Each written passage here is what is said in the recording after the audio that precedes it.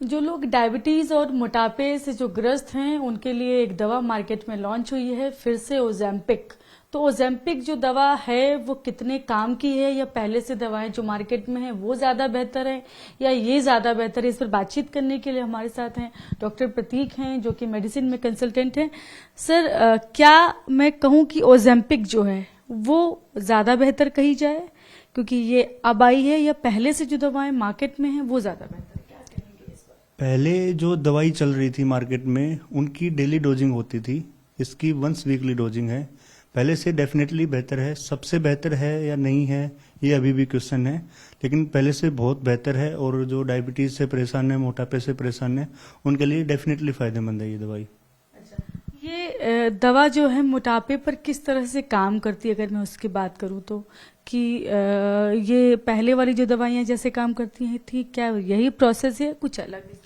इसका प्रोसेस थोड़ा सा अलग है। इसमें साल्ट है सीमाग्लूटाइड, जो कि GLP-1 रिसेप्टर अगोनिस्ट है।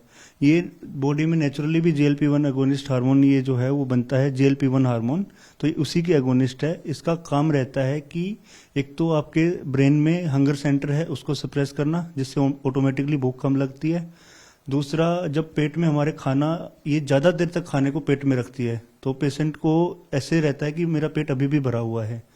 तीसरा, इंसुलिन को सीक्रेट करने में मदद रहती है। इंसुलिन उसमें मदद करेगी तो इटसेल्फ उससे डायबिटीज कंट्रोल होगी इंसुलिन से। तो इस तरह से ये फायदेमंद रहती है, शुगर भी कंट्रोल करेगी और मोटापे को भी कंट्रोल करेगी। दूसरा ये कि जो पहले से दवाइयां हैं वो किस तरह से काम करती थी?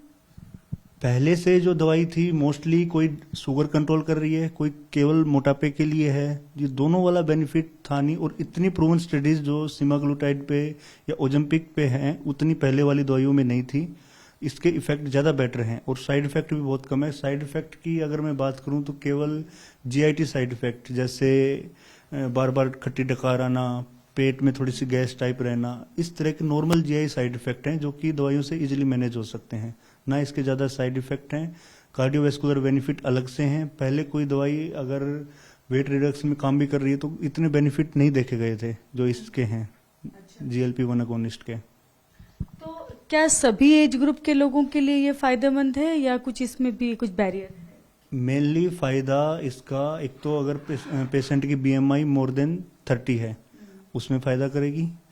मोर देन 27 BMI साथ में डायबिटीज है, उन लोगों में डायबिटीज, हाइपरटेंशन या कोई अलग से कोमोर्बिड कंडीशन है उनमें फायदा करेगी। इनमें ही इंडिकेटेड है। और जिनको नहीं लेनी चाहिए वो है प्रेग्नेंट फीमेल, अगर किसी को पेनक्रियाज का कैंसर है उनको नहीं लेनी चाहिए, या फिर एक special medullary carcinoma of thyroid होता है उनमें नहीं लेनी चाहिए। बाकी सब में दी जा सकती है। लेकिन ये एक जरूरी बात है कि अपने से तो बिल्कुल मत ले, डॉक्टर से कंसल्ट कर, डॉक्टर अगर सलाह दें तभी लें। जी मैम, बिल्कुल डॉक्टर की सलाह से लें। एग्जैक्ट डोज कैसे स्टार्ट करना है, कैसे वीकली डोज बढ़ेगी, सब डॉक्टर की सलाह से लें और इस दवाई का जरूर फायदा उठाएं। मरीजों से मेरी स्पेशल रिक्वेस्ट है। दूसरा ये कि क्या ये जो दवा है ये क्या पहले से जो दवाइयां हैं उससे इसके दाम की बात करें तो वो किस तरह के? दाम जरूर इसका ज़्यादा है। ये जो पुअर पेशेंट हैं वो अभी भी इसको नहीं खरीद पाएंगे। और CGHS DGHS पैनल में आई डोंट थिंक अभी तक अप्रूव्ड है ये चीज़। दाम का बहुत बड़ा क्वेश्चन रहेगा क्योंकि आई थिंक इसका 10 to 12,000 पर इंजेक्शन एक पड़ेगा, if I am not wrong. ये वाली चीज़ दाम तो ज़्यादा है इसका डेफिनेटली।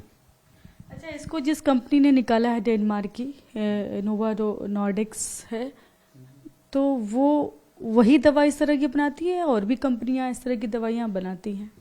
नहीं, और भी कंपनियां बनाती हैं इस तरह की दवाइयां।